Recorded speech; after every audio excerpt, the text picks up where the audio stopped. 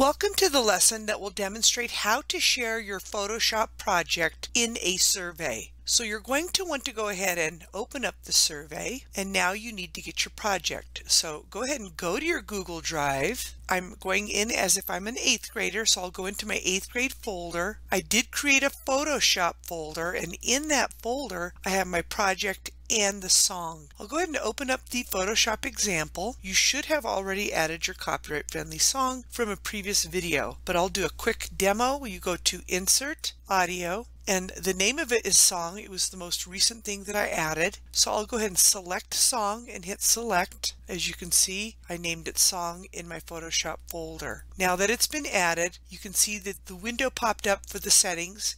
You want it to go automatically. You want to deselect Stop on Slide Change. You do want to hide the icon. If the sound settings are not showing, you can select the sound, go to Format Options, and then that window will pop up for you to change the audio settings. Now that you're ready, you're going to choose File, Share, Publish to Web. I'm going to change it to every 5 seconds. I want at least 5 seconds per slide, and I'm going to choose Start Slideshow as soon as the player loads, and then choose Publish, and then OK. I'm going to right-click on that selected hyperlink and choose Copy. I'm then going to go to the survey, fill out this information, choose the class period. Below it says what project did you work on. I will type in Photoshop.